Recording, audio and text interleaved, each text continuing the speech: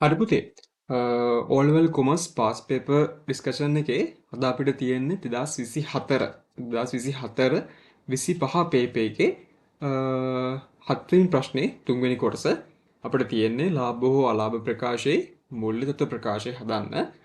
හරි අපි බලමු ගාන. අපිට තියෙන්නේ සාරදාගේ සිල්ලර වෙන ව්‍යාපාරයේ 2024 12:31 දිනට ශේෂ පිරික්සුම් තමයි දීලා තියෙන්නේ.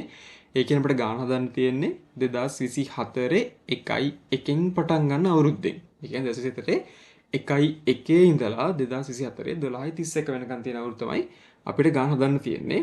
අර විදිහටම සාම්ප්‍රදායික අපිට තොරතුරු ටික දීලා තියෙනවා. ඒත් එක්කම අපි ගාන පටන් ගන්න තැන ඒ කියන්නේ අමතර තොරතුරු තුනක් දීලා තියෙනවා. ඊට පස්සේ පින් අහනවා අවශ්‍ය වන්නේ අන්න අපි කතා කරපු ලාභ වල ප්‍රකාශයේ මූල්‍ය තත්ත්ව ප්‍රකාශනය. හරි. ඉස්සෙල්ලාම කරන්න ඕනේ තමයි ඔයාලා ආකෘති දෙක ඇඳ ගන්න ඕනේ. ඒක තමයි මේ ගානේ තියෙන ගොඩක්ම වැදගත් දෙයක්. ආකෘති දෙක. මම අර කියලා දුන්න පිළිවෙලට ආකෘති දෙක මෙන්න රූල් කරගන්න ඕනේ. ඊට පස්සේ ඒක ලියන්න ඕනේ උඩින්ම ව්‍යාපාරයේ නම, ඒ කාලච්ඡේදය සහ මූල්‍ය ප්‍රකාශයේ නම. ඒක රූල් තුනකට ලස්සන ලියන්න පුරුදු වෙන්න. මොකද මේකට ලකුණු භාගයේ ගානේ සම්පූර්ණ ලකුණක් හම්බ වෙනවා. හරියටම ලියන්න ඕනේ. අපිට තියෙන්නේ සාරදාගේ ව්‍යාපාරය 2024 12:31 අවසන් වර්ෂය සඳහා. ඇයි මේක හදන්න මෙහෙම ලියන්නේ? ලාභ වල ප්‍රකාශය. මෙතන අපි ආදායම් ප්‍රකාශය හදන්නේ සාමාන්‍යයෙන් අවුරුද්දකට. ඒ නිසා අපි ලියනවා 2024 12:31 අවසන් වර්ෂය සඳහා කියලා. ඒත් එක්කම සාරදාගේ ව්‍යාපාරය 2024 12:31 දිනට. ඒ කියන්නේ මොකද? අපි මූල්‍ය තත්ත්ව ප්‍රකාශනය හදන්න පුතේ සාමාන්‍ය නිශ්චිත දිනකට. ඒ නිසා අපි ඒක ලියනවා 2024 12:31 දිනට මූල්‍ය තත්ත්ව ප්‍රකාශය කියලා. ඊට පස්සේ අර මම ඔයාලට කියලා දුන්නා ආකෘති මතක තියාගන්න ක්‍රමයක්. ඒක භාවිතා කරලා ඔයාලා ආකෘතිය මෙන්න මේ විදිහට රූල් කරගන්න. සම්පූර්ණ ආකෘති දෙකම ඉස්සෙල්ලාම රූල් කරන් ඉන්න. ඊට පස්සේ අපිට ගාන හදන්න ලේසි. හරි? ඔන්න මම ආකෘති දෙක රූල් කරගත්තා. හරි. අපි යන් ගානට. හරි පුතේ. මම ඉස්සෙල්ලාම කියලා දුන්නා ඔයාලා ගාන පටන් ගන්න ඕනේ අමතර තොරතුරු වලින්. ඉස්සෙල්ලාම පටන් ගන්න ගාන අමතර තොරතුරු වලින්. හරි. අපිට ඉස්සෙල්ලාම දීලා තියෙන අතිරේක තොරතුර මොකද්ද? අපිට දීලා තියෙනවා 2024 12:31 දිනට ඉතිරි තොගය රුපියල් 60000ක් කියලා. හරි. මම ඔයාලට කියලා දුන්න කොහොමද මේ ඉතිරි තොග ගැලපීම කරන්න කියලා. ඉතිරි තොගය කියන්නේ පුතේ අවුරුද්දේ අවසාන දවස වෙද්දි අපිට විකුණ ගන්න බැරිව ඉතුරු වෙලා තියෙන තොගය. හරිද? අපි ඉස්සෙල්ලාම කරන්නේ මොකද්ද? විකුණුම් පිරිවැයෙන් අපේ ඉතුරු වෙලා තිබ්බ රුපියල් 60000ක තොගය අඩු කරන්න ඕනේ. හරි? රුපියල් 60000ක තොගේ මොකද කරන්න ඕනේ? අඩු කරන්න ඕනේ. ඇයි මම මේ අඩු කරේ? මම මේ අඩු කරේ විකුණුම් පිරිවැය කියන්න පුතේ ඇත්තටම විකුණපු භාණ්ඩවල පිරිවැය. ඉතින් අනේ මේ ඉතුරු වෙලා තොගයක් තියෙනවා කියන එක විකින්නලා නැහනේ. ඒ නිසා මම මොකද කරන්නේ?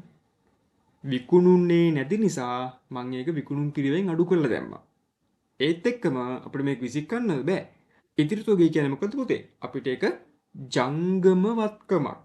මොන වත්කමක්ද? ජංගම වත්කමක්. ඒ නිසා මම රුපියල් 60000 දාගන්නවා මගේ මූල්‍ය තත්ත්ව ප්‍රකාශයේ ජංගම වත්කම් යටතට 2024 12:31 දිනට තොගේ කියලා. හරිද? එතකොට අවසන් තොග ගැලපීම කොහොමද කරන්නේ? අවසන් තොග ගැලපීමේදී ඉස්සෙල්ලා මම කරන්නේ ලාභ වල ප්‍රකාශයේ විකුණුම් පිරිවෙ යටතේ අවසාන තොගේ කියලා අඩු කරනවා. වරහන් ඇතුලේ මම ඒක දාගන්නවා තොගය. ඒත් එක්කම ඒක අපිට මොකද්ද? ජංගම වත්කමක්. ඒ නිසා මම ඒක මූල්‍ය තත්ත්ව ප්‍රකාශයේ ජංගම වත්කම් යටතටත් ඔන්න දාගත්තා. ඔන්න අපේ පළවෙනි අතිරේක තොරතුරු ගලපලා ඉවරයි. මම කොහෙටද දාගත්තේ? මෙන්න විකුණුම් පිරිවෙටදී මම ඒක අඩු කරා. ඒත් එක්කම මම ඒක දාගත්ත මගේ මූල්‍ය තත්ත්ව ප්‍රකාශයේ ජංගම වත්කම් යටතට. ලේසි. හරි. ඊළඟට මොකද්ද පුතේ මම කරන්න ඕන? මම පළවෙනි කොටස නම් ඉවරයි. අතිරේක තොරතුරු ඉවරයි. දෙවෙනි එක. මාසික ගොඩනැගිලි කුලිය රුපියල් 1000ක් කියලා කියනවා. මේ මොකද්ද කියන්නේ? මාසික ගොඩනැගිලි කුලිය රුපියල් 1000ක් කියලා කියනවා. ඔයාලට දැන් තේරෙන්න ඕන දෙයක්. අපි මේ ගාන හදන්නේ පුතේ අවුරුද්දකට. හරි? ඒතර මෙයාලා මේ දීලා තියෙන්නේ මාසික ගොඩනැගිලි කුලිය. එහෙනම් ඔයා මොකද්ද කරන්න ඕනේ? මාසෙකට ගොඩනැගිලි කුලිය රුපියල් 1000යි නම් අවුරුද්දකට මාසෙ කීයද පුතේ? 12යි. එහෙනම් මොකක්ද ඔයා කරන්න ඕනේ? ඔයා හොයාගන්න ඕනේ අවුරුද්දේ කුලිය. කීයක් එනවද? රුපියල් 12000ක් ඔන්න කුලිය ආවා. ඔන්න පළවෙනි පියවර. ඊට පස්සේ දැන් ඔයා දන්නවා ඔයාගේ අවුරුද්දේ ගොඩනැගිලි කුලිය රුපියල් 12000ක් කියලා. එහෙනම් මොකද පුතේ කරන්න ඕනේ? දැන් යන්නවා ශේෂ පිරික්සුමට. බලන්න ශේෂ පිරික්සුමේ ගොඩනැගිලි කුලී වලට අදාළ මොකක් හරි තොරතුරක් දීලා තියෙනවද කියලා. මේ බලන්න මෙන්න තියෙනවා. ගොඩනැගිලි කුලිය තියෙනවා රුපියල් 10000ක්. පුතේ මේ තියෙන්නේ අපි දැනට මුදලින් ගෙවපු ගොඩනැගිලි කුලී ගාන. මේ බලන්නකෝ මේ රුපියල් 10000ක් දීලා තියෙන්නේ දැනට මුදලින් ගෙවපු එක. දැන් ඔයා දන්නවා පුතේ අපේ අවුරුද්දේ ගොඩනැගිලි කුලිය රුපියල් 12000යි. ඒක කොහොමද හොයාගත්තේ? මාසෙකට 10000යි ඒ වගේ මාස 12ක් රුපියල් 12000යි. මේ බලන්නකෝ මෙයා තාම ගෙවලා තියෙන්නේ රුපියල් 10000ක් විතරයි. එහෙනම් තව රුපියල් කීයක් ගෙවන්න ඕනද? මෙයාට තව ගෙවන්න තියෙනවා තව රුපියල් 2000ක් ගෙවන්න තියෙනවා.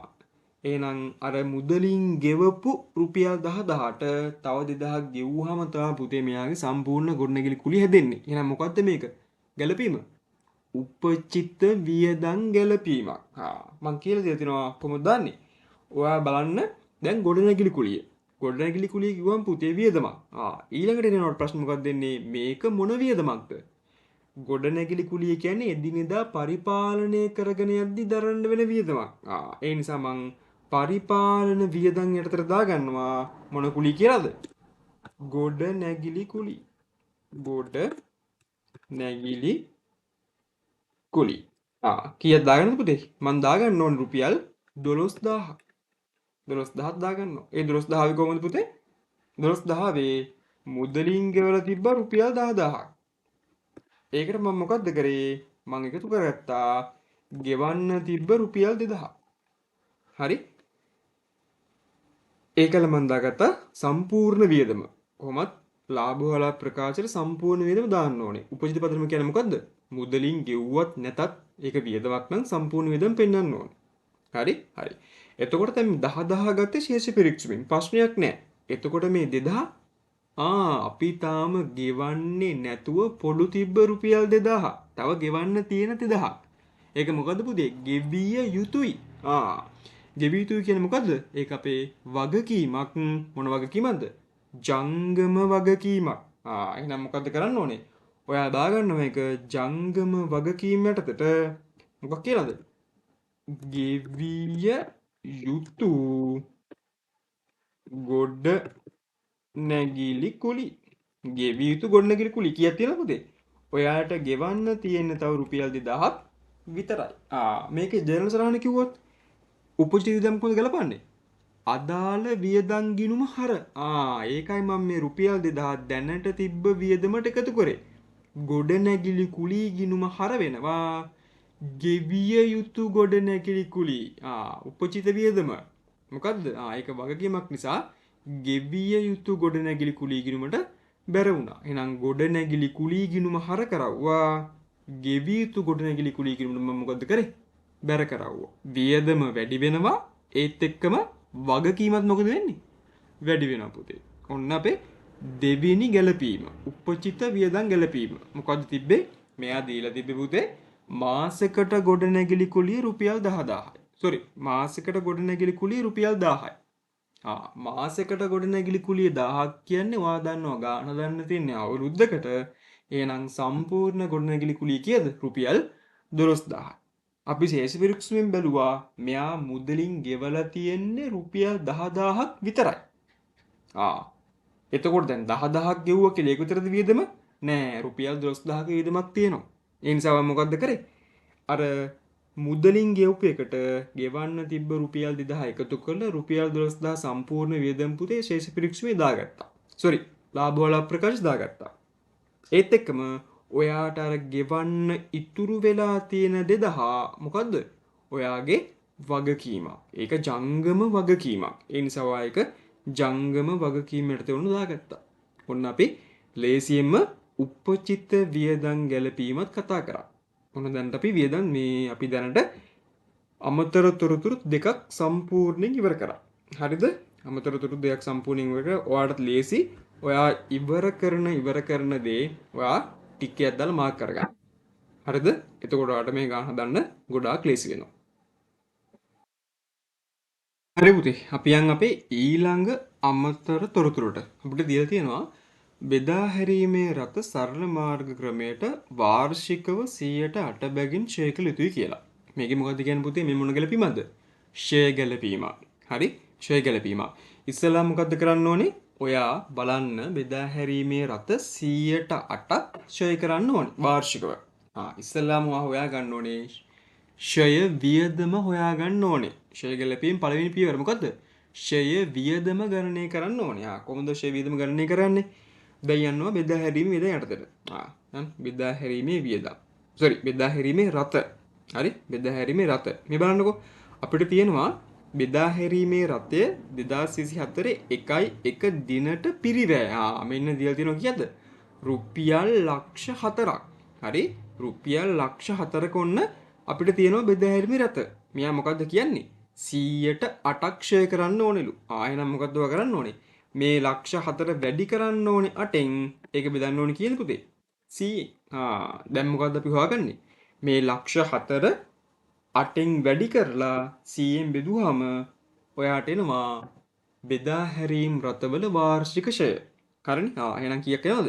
ලක්ෂ 4 8න් වැඩි කරලා 100න් බෙදපුවාම ඔයාට එනවා රුපියල් 32000ක්. හරි? ඔයාට රුපියල් කීයක් එනවද? රුපියල් 32000ක් ඔයාට එනවා. මොකද්ද මේ රුපියල් 32000 කියන්නේ? මේ 32000 කියන්නේ ඔයාගේ වාර්ෂික ෂය වියදම. බෙදා හැරීමේ රතවල වාර්ෂික ෂය වියදම. ෂය වියදම කොහොමද පුතේ දාන්නේ? අපි යන්කෝ. ෂය වියදම දාන්නේ ඔයා දන්නවා ෂය කියන්නේ අපිට වියදමක්. දැන් මෙතන තියෙන්නේ බෙදා හැරීමේ රතය. බෙදා හැරීමේ රත ෂය. එහෙනම් බෙදා හැරීමේ වියදමක් යටතට දාන්න මොකක් කියලාද? බෙදා හැරීමේ රත ෂය. බෙදා හැරීමේ රත ෂය.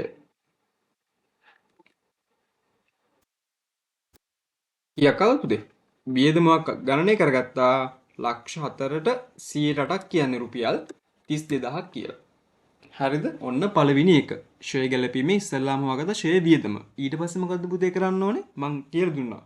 ෂය වියදම ගලපද්දී ඊළඟට කරන්න ඕන දේ තමයි ඔයා බලන්න මෝටර රථවල, ඒ කියන්නේ බෙදා හැරීමේ රථවල සමුච්චිත ෂයක්. එහෙම නැත්නම් ෂය වෙන් කිරීමක් දීලා තියෙනවද කියලා. මේ බලන්නකෝ. අපි දැන් මේ බෙදා හැරීමේ රථ කියන එකේ මේ ෂය වෙන් කිරීමක් දීලා තියෙනවනේ. මේ පුතේ ෂය වෙන් කිරීම කියලා කියන්නේ මේ මෝටර රථයේ මෙයා කලින් අවුරුද්ද ගන්න නැත්තේ. හරිද? ඒ අවුරුදු වලත් මෙහෙම ෂය කරලා ඒ ෂය වල එකතුව. ඔය ෂය වල එකතුවට තමයි පුතේ ෂය වෙන් කිරීම කියලා කියන්නේ. කීයක් තියෙනවද? රුපියල් 64000ක් තියෙනවා. හරි? රුපියල් 64000ක් තියෙනවා. මේ බලන්නකෝ.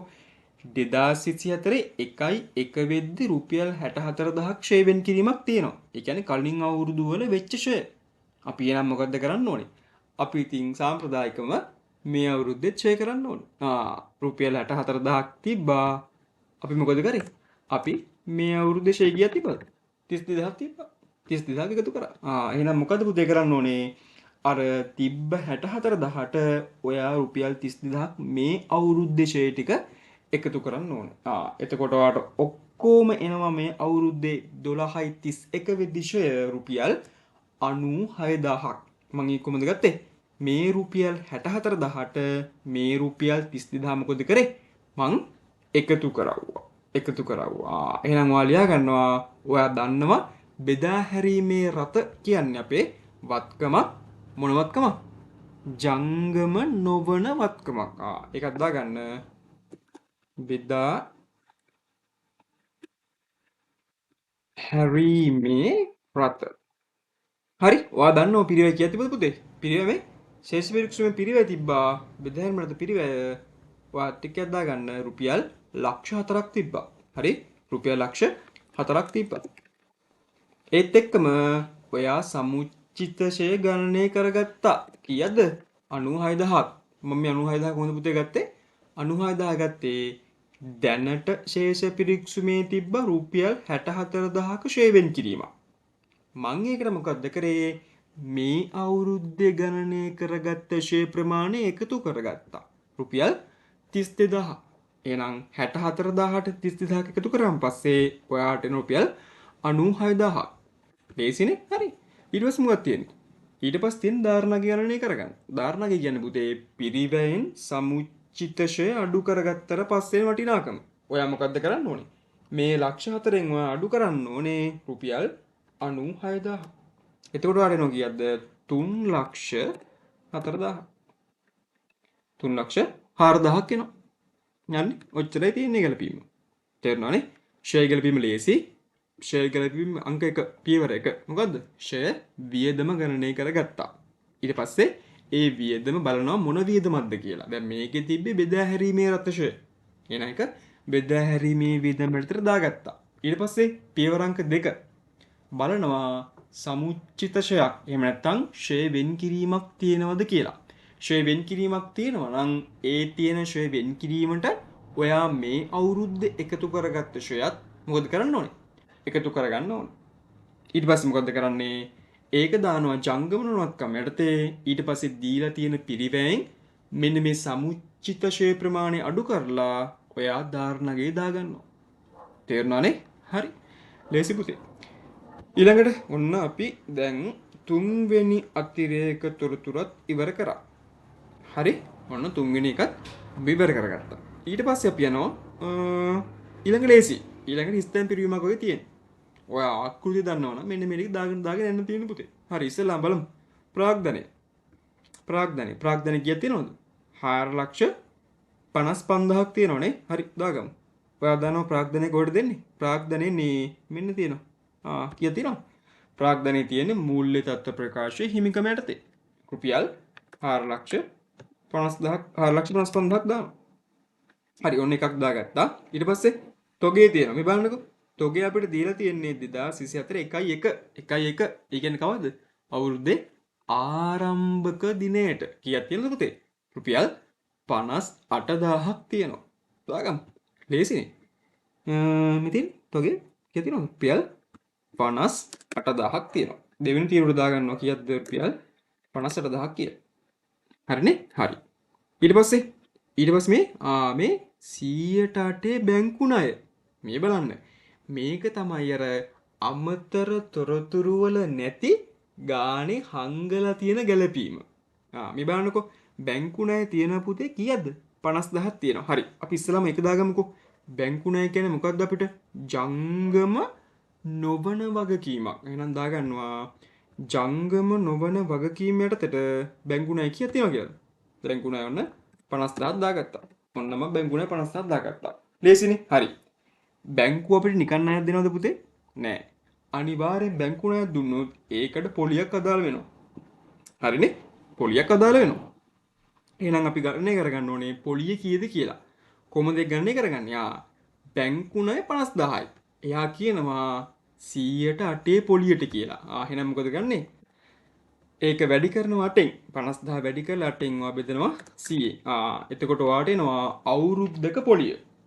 අවුරුද්දක පොලිය එනවා. හරිද? එහෙනම් 50,000 8න් වැඩි කරලා 100න් බෙදුවාම ඔයාට එනවා කීයක්ද? රුපියල් 4,000ක් එනවා. ඔන්න කීයක් එනවා? රුපියල් 4,000ක් එනවා. මේක තමයි පුතේ ඔයාගේ මොකද්ද? වාර්ෂික පොලිය. හරි? මේක තමයි ඔයාගේ මොකද්ද? වාර්ෂික පොලිය එන්නේ. මේ බලන්නකෝ. ඒ කියන්නේ ඔයාගාව රුපියල් 50,000ක බැංකු ණයක් තියෙනවා 108 පොලියට. එහෙනම් ඔයා අවුරුද්දට රුපියල් 4,000ක පොලී වියදමක් ගෙවන්න ඕනේ. හරිනේ? ඔයා ඒත් එක්කම බලන්න ඕනේ ඔයා පොලිය කීයක් හරි සල්ලි වලින් ගෙවලා තියෙනවද කියලා. සල්ලි වලින් ගෙවපු ප්‍රමාණය හැම වෙලේම තියෙන්නේ කොහෙද පුතේ? ශේෂ පිරික්සුමේ. මේ බලන්නකෝ. බලයියා. මෙන්න තියෙනවා ණය පොලිය. ණය පොලිය දැනට ඔයා රුපියල් කීයක් ගෙවලා තියෙනවද? රුපියල් 2,000ක් ගෙවලා තියෙනවා. හැබැයි සම්පූර්ණ පොලිය රුපියල් 4,000යි. සම්පූර්ණ පොලිය රුපියල් 4,000න් ඔයා දැනට ගෙවලා තියෙන්නේ රුපියල් 2000ක් විතරයි. එහෙනම් මේක මොන ගැලපීමක්ද? උපචිත වියදම් ගැලපීමක්. යන් අපි. ඔයා දන්නවා බැංකු ණය පොලිය කියන්නේ වියදමක්. මොන වියදමක්? මුල්‍ය වියදමක්. අපි දාගමු. බැංකු ණය පොලි. බැංකු ණය පොලි. කීයක් දාගන්න පුතේ? හොඳට මතක තියාගන්න ලාභ හෝ අලාභ ප්‍රකාශයට සම්පූර්ණ වියදමයි දාන්න ඕනේ. නැතුව මේ ගෙවපු ගාන විතරක් නෙමෙයි. කීයක් දානවද එහෙනම්? රුපියල් 4000ක් දාගන්න ඕනේ. අයි මං 4000ක් දාගත්තේ 50000ට 100ට 10ක්. හරිනේ? හරි. මේ බලන්නකෝ. මෙයා සල්ලි වලින් ගෙවලා තියෙනවා දැනට රුපියල් 2000ක්. ඒක මං කොහෙන්ද ගත්තේ? ශේෂ පිරික්සෙන් හොයාගත්තා. එහෙනම් මොකද්ද? දෙයනේ කියලා තව රුපියල් 2000කුත් ගෙවන්න තියෙනවා. ඔන්න ඔකයි ප්‍රශ්නේ. හරිනේ? හරි. එහෙනම් මොකද්ද කරන්න ඕනේ? අර ගෙවිය යුතු තව ගෙවන්න තියෙනවනේ බොලේ 2000ක්. ඒක මං කොහෙටද දාගන්නේ? ඒක දාගන්නවා මං වගකීමක්. ගෙවිය යුතුයි කියන පුතේ වගකීමක්. මොන වගකීමක්ද? ජංගම වගකීමක්. එහෙනම් ජංගම වගකීමට දාගන්නවා මොකක් කියලාද? ගෙවිය යුතු මොනවද? ණය පොලි. ණය පොලි කීයක් තියෙනවද? 2000ක් තියෙනවා. හරිනේ? අන්න ඕකයි ජනවස රහන්. කොහොමද ආවේ? අදාළ වියදම් ගිණුම මොන වියදම්ද? ණය පොලි වියදමනේ. ණය පොලි වියදම් ගිණුමට හර කරගත්තා. ඒත් එක්කම ගෙවන්න තියෙන නිසා ඒක ගෙවිය යුතු පොලි වගකීමක් විදිහට මම ඒක බැර කරගත්තා. අදාළ වියදම් ගිණුම හර ගෙවිය යුතු වියදම් ගිණුම බැර. වියදමත් වැඩි වුණා අපේ වගකීමත් වැඩි වුණා. ඔන්න ඒකත් මං ඉවර කරා. ඔන්න ඒකත් හරි. ඊට පස්සේ මොකක්ද තියෙන්නේ පුතේ? ණය ගැතියෝ. ඔයා දන්නවා ණය ගැති කියන්නේ මොකද්ද? ණය ගැති කියන්නේ අපිට ගැතිකම් කරන්න ඉන්නෝ කියලා හිතා ගන්නකො. අපිට ගැතිකම් කරන්න ඉන්න කට්ටිය වගේ. එතකොට ණය ගැතියෝ කියන්නේ වත්කමක්. මොන වත්කමක්ද? ජංගම වත්කමක්. එහෙනම් 45000ක් තියෙනවා කවුද? ජංගම වත්කම. මේ තියෙන්නේ බෙබිලිනේ. ජංගම වත්කම වලට දාගන්න මොකක් කියලාද? ණය ගැති. ණය ගැතියෝ ගැතිබද 45000ක් තිබ්බා. ඔන්න ණය ගැති මන් දාගත්ත රුපියල් කීයක්ද? 45000. ඊට පස්සේ ණය හිමියෝ. ඔයාත් මොකද්ද කරන්න ඕනේ? ගන්න එක ටික් එකක් දාලා මාක් කරගන්න. නැත්නම් ඔයාලට පැටලෙන්න පුළුවන්. හරි? ණය හිමියෝ කිය තියෙනවද රුපියල් 51000ක් තියෙනවා. එහෙනම් ණය හිමි කියන්නේ අපිට ගෙවන්න තියෙන දෙයක්. වගකීමක්. ණයක් ගත්තොත් ගෙවන්න එපයි දෙයනේ. එහෙනම් ණය හිමියෝ. ණය හිමියෝ තියෙනවා කීයක්ද? රුපියල් 51000ක්. එහෙනම් දාගන්නවා රුපියල් 51000ක් තියෙනවා. හරි? එකත් ලේසි වුණා දාගත්තා. ඊට පස්සේ ගැනුම්. මේ බලන්නකෝ. ගැනුම් කියන්නේ මොකද්ද? වියදමක්. හරි? ගැනුම් කියන්නේ කොහෙට එන්න ඕන එකක්ද? විකුණුම් පිරිවැයට එන්න ඕන එකක්. 3 ලක්ෂයක් තියෙනවද? 3,75,000ක් තියෙනවා. අපි ලස්සනට යට ප්ලේස් එකක් දීලා තියෙනවා. මේ තියෙන ගැනුම්. කීයක් දානවද? 3,75,000ක් දාගන්නවා. හරිනේ? හරි. මේකත් හරි. ඊට පස්සේ විකුණුම්. විකුණුම වලට තාන්න දෙයක් තියෙනවා. විකුණුම් තියෙනවා කීයක්ද? 5,90,000ක්. හරි? විකුණුම් තියෙනවා කීයක්ද? විකුණුම් තියෙනවා 5,90,000ක්. එහෙනම් ඔන්න විකුණුම් වෙන්නේ කොහෙටද? ලාභ වල ප්‍රකාශයේ විකුණුම් මැඩතට දාගන්න ඕන මම 5,90,000ක් කියලා. ඒකත් හරි. ඊට පස්සේ ගෙන ඒමේ කුලිය ගෙන ඒමේ කුලිය. ඒ කියන්නේ මොකද්ද පුතේ? අපි දැන් බඩු විකුණන්න ගත්තන් පස්සේ ඒ යාගේ කඩේ ඉඳලා අපි දැනට බඩු ටික ගේන්න ඕනේ. ඒවට තමයි ගෙන ඒමේ කුලිය කියලා කියන්නේ. එව්වත් විකුණුම් පිරිවැයට එකතු කරන්න ඕනේ. එහෙනම් ගෙන ඒමේ කුලිය කොහෙටද දාන්නේ මම? ගෙන ඒමේ කුලිය දානවා මෙතන. ගෙන ඒමේ කුලිය කීයක් තිබ්බද? ගෙන ඒමේ කුලිය තිබ්බ රුපියල් 22000ක්. ඒකත් මම මෙතන දා ගන්නවා ගෙන ඒමේ කුලිය රුපියල් 22000ක් කියලා. හරි? හරි. ඔන්න මම ඒකත් දාගෙන ඉවර කරගත්තා. ඊට පස්සේ මේ විකුණුම් සේවක වැටුප්. මේ බලන්නකෝ. දැන් විකුණුම් සේවක වැටුප් කියන්නේ වියදමක් කියලා ඔයා දන්නවා. ඊළඟට මොකද්ද තියෙන ටාස්ක් එක? ඔයා බලන්න ඕනේ මේක මොන වියදමක්ද කියලා. පුතේ ණය ගැතියෙක් වෙනුවෙන් හරි. බාණ්ඩ විකුණන්න හරි. මම ආයෙත් කියනවා ණය ගැතියෙක් වෙනුවෙන් හරි බාණ්ඩ විකුණන්න හරි අපි යම්කිසි වියදමක් දරනවා නම් එන්නේ ඒ වියදම් වලට තමයි බෙදා හැරීමේ වියදම් කියලා කියන්නේ. මම ඔය ක්ලාස් එකේ කියලා දුන්නා. හරි? බෙදා හැරීමේ වියදමක් කියලා කියන්නේ එක්ක ණය ගැතියෙක් නැත්තම් විකුණන්න. මේ විකුණුම් සේවකයෝ මොකටද අපි තියාගන්නේ? භාණ්ඩ විකුණපල්ලා කියලානේ. විකුණන්න කියලානේ. එහෙනම් රුපියල් 90000ක් තියෙනවා. එහෙනම් විකුණුම් සේවක රුප් කියන්නේ බෙදා හැරීමේ වියදමක්. හරි? එහෙනම් රුපියල් 90000ක් දාගන්නවා බෙදා හැරීමේ වියදම්. යටතේ මොකක් කියලා දාගන්නේ? විකුණුම් සේවක වැටු. මොකද්ද? විකුණුම් සේවක වැටු. කීය තිබ්බද පුතේ? විකුණුම් සේවක වැටු තිබ්බ අපිට රුපියල් 90000ක්. හරි? විකුණුම් සේවක වැටු කීයක් තිබ්බද? රුපියල් 90000ක් තිබ්බා. ඊළඟට ඒකත් හරි. ඒකත් ගත්තා. විදුලි ගාස්තු. විදුලි කියන්නේ මොකද්ද පුතේ? විදුලි කියන්නේ එදිනෙදා පරිපාලනය වෙනුවෙන් දරන වියදම්. ඒ කියන්නේ බිස්නස් එක අපේ ව්‍යාපාරේ තියන් යන්නේ එදිනෙදා දරන්න වෙන වියදමක්නේ. පරිපාලන වියදමක්. ඒ නිසා විදුලි ගාස්තු කියක් තියෙනවද පුතේ? 50000ක් තියෙනවා. එහෙනම් පරිපාලන වියදමකට දාගන්නවා මොකක් කියලාද? විදුලි ගාස්තු. කියක් තිබ්බ? 50000ක් තියෙනවා පුතේ. විදුලි ගාස්තු වන්න 50000ක් තියෙනවා. ලේසිනේ. විදුලි ගාස්තු වන්න 50000ක් තියෙනවා. හරි. ඒත් එක්කම දුන්වට්ටම් මේ බලන්නකෝ මම ඔයාලට කලින් කියලා දුන්නා. දුන්වට්ටම් කියන්නේ වියදමක්. කවුරු වෙනුවෙන් දරන වියදමක්ද? ණය ගැතියෝ වෙනුවෙන් දරන වියදමක්. එහෙනම් ණය ගැතියන් වෙනුවෙන් දරන වියදම් බෙදා හැරීම වියදම්. එහෙනම් දුන්වට්ටම් එන්නේ කොහෙටද? බෙදා හැරීමේ වියදම් වලට. හරි. එහෙනම් දුන්වට්ටම් එන්නේ කොහෙටද? බෙදා හැරීමේ වියදම් වලට. න දුන්වට්ටම් දානවා මම කොහෙටද? බෙදා හැරීමේ දැන් මෙතනට දුන්වට්ටම් කීයක් තියෙනවද? දුන්වට්ටම් තියෙනවා පුතේ රුපියල් 12000ක් තියෙනවා. න දුන්වට්ටම් තියෙනවා කීයක්ද? රුපියල් 12000ක් තියෙනවා. ඉතින් මම මේක මකා ගන්නම් මෙතන ඉර.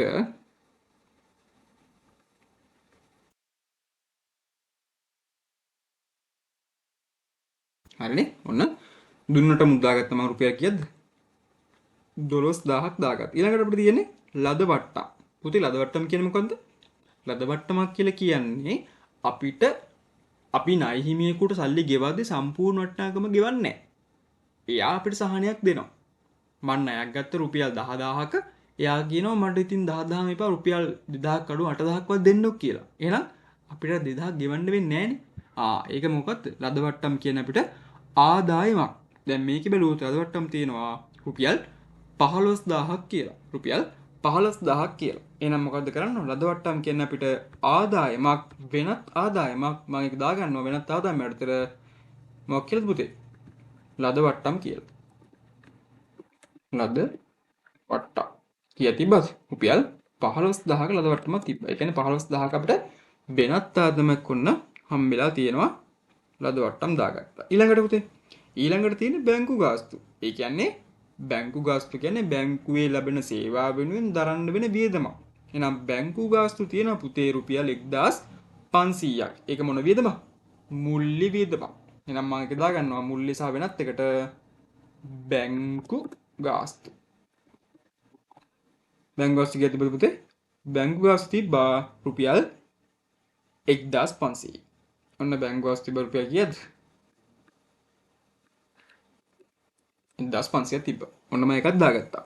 මේ ටික ස්ටෑම්ප් පිරීමක් ඔය තියෙන්නේ. දාගෙන යන්න තියෙන්නේ. මේ බලන්නකෝ. ඊළඟට තියෙනවා මොකද්ද? යන්ත්‍ර හා උපකරණ. 2024 එකයි එක දිනට පිරිවැය. මේ යන්ත්‍ර. යන්ත්‍ර කියන්නේ මොන වත්කම? මොකද්ද? වත්කම. මොන වත්කමද?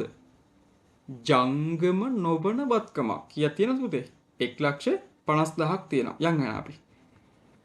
මෙන්න තියෙනවා යන්ත්‍ර. යන්ත්‍ර රුපියල් 1,50,000ක් තියෙනවා. හරි?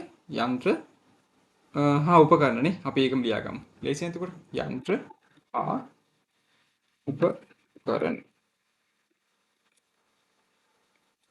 හරි. යන්ත්‍ර උපකරණ. ඔයා දැක්කද යන්ත්‍ර සහ උපකරණ වල ෂේ වෙන් කිරීමක් තියෙනවා. දැන් බෙදා හැරීමේ රටවල නම් ෂේ වෙන් කිරීමක් තිබුණා. යන්ත්‍ර උපකරණ වල ෂේ වෙන් කිරීමක් නැහැ. එහෙනම් ඒක ෂේ වෙන් කිරීමක් නැහැ. එහෙනම් ඉතින් බලෙන් දාගන්න යන්න ඕනේ නැහනේ. එහෙනම් ධාරණා ගෙවෙන්නේ මොකද්ද? අර පිරිවැයම තමයි. මොකද පිරිවැයන් සමුච්චිෂය අඩු වුණාමනේ ධාරණා ගෙන්නේ පුතේ. එහෙනම් අඩු වෙන්න දෙයක් නැහැ. 150 බිඳුවක් ගියපුවම 150ම තමයි. එහෙනම් යන්ත්‍ර උපකරණ වල පිරිවැයම තමයි ධාරණාගේ වෙන්නේ. පැහැදිලි නේද? පැහැදිලි. හරි ඊළඟට මුදල් ශේෂය අන්තිම එක ඉවරයි. Over finish. අපිට ඉතින් මුදල් ශේෂය කියලා තියෙනවද? 9500ක් තියෙනවා පුතේ. මුදල් ශේෂය කියන්නේ මොකද්ද? වත්කමක්. මොන වත්කමක්ද? ජංගම වත්කමක්. එහෙනම් දාගන්න මුදල් ශේෂය. මුදල් ශේෂය. කීයක් තිබ්බද පුතේ? මුදල් ශේෂය තිබ්බා රුපියල් 9500යි. 9500. ඔන්න ඔච්චරයි තියෙන්නේ. අපි ගානේ දීලා තිබුණු ඔක්කොම තොරතුරු ටික දැන් වෙද්දි දාගෙන ඉවරයි. හරි? අමතර තොරතුරු තුනක් දැම්මා. අමතර තොරතුරු තුනක් දාගත්තා. ඒත් එක්කම දීලා තිබ්බ අනිත් විස්තර ටිකත් අපි ඔක්කොම දාගත්තා. හරි. එහෙනම් දැන් අපිට තියෙන්නේ මොකද්ද? මේ ගානේ මෙන්න මේ ටික අපිට එකතු කරගන්න එක තමයි තියෙන්නේ. එකතු කරලා මේක බැලන්ස් වෙනවද කියලා බලන එක තමයි අපිට කරන්න තියෙන්නේ. හරි. මම දැන් මේ ටික එකතු කරගන්නවා. හරි පුතේ මම මෙන්නම එකතු කරගත්තා. එතකොට මේකේ විකුණුම් තිබ්බ 590ක එක හරි. ඊට පස්සේ මම මොකද කරේ? ගැනුම් සහ ගෙනීමේ කුල එකතු කරගත්තා. ගැනුමින් ගෙනීමේ කුල එකතු කරගත්තට පස්සේ මට ආවා 3,90,000ක්.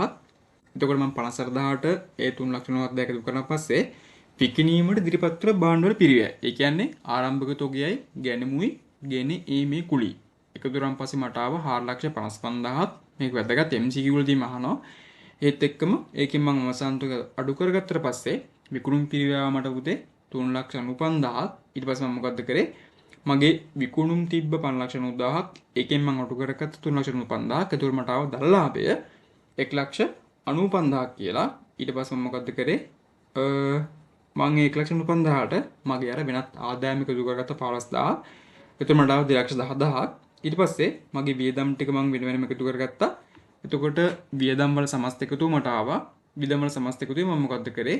මගේ අර දරලාභයට වෙනත් ආදායම් එකතු කරලා ගත්ත උත්තරෙන් අඩු කරගත්තා. ඊට පස්සේ මට සුද්ධ ලාභය ගන්න පුළුවන් රුපියල් 8,500ක් කියලා. හරි? ඊට පස්සේ මම සුද්ධ ලාභය මාරු කරගත්තා. හිමිකමට යටින් තියෙන ප්‍රාග්ධනයේ යටින් තියෙන සුද්ධ ලාභය මම එකතු කරගත්තා. ඊට පස්සේ අර මොකද්ද මම කරේ? මූල්‍යවත් ජංගම නොවනවත්කම් ටික එකතුව ගත්තා 4,54,000ක් කියලා. ඒත් එක්ක මං ගත්තා ජංගම වත්කම් වල එකතුව 1,14,500ක් කියලා. ඊට පස්සේ මම එකතුව ගත්තා 5,68,500යි. ඒ මුළු වත්කම් වල එකතුව. ඊට පස්සේ මොකද්ද කරේ? ඊට පස්සේ මං කරේ මම බැලුවා හිමිකම් වල එකතුව. හිමිකම් වල තිබ්බ ආරම්භක ප්‍රාග්ධනයට සුද්ධ ලාභ විතරයි. මේ ගානේ ගැන්ලි තිබුණේ නැහැ. ගැන්ලි තිබ්බනම් පුතේ ගැන්ලි අඩු කරන්න ඕනේ. එතකොට අවසාන දෙන්න ප්‍රාග්ධනය ආවා 4,63,500ක්. ඒකට මම එකතු කරගත්තා තිබ්බ බැංකු ණය ඒත් එක්කම ජංගම වගකීම් වල එකතුව 55,000ක්. එතකොට මට ආවා 5,68,500ක්. මුළුවත්කම් වල එකතුවත් එක්ක සමාන වුණා. හරිනේ? මෙන්න මේමයි මම ඒ ගාන හැදුවේ.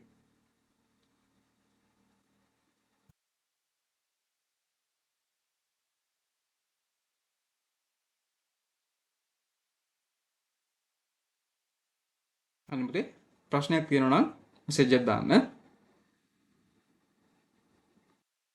හරි පුතේ මේ තියෙන සම්පූර්ණ ගාන පැහැදිලිව පේන තියෙනවා. තියෙන සම්පූර්ණ ගාන.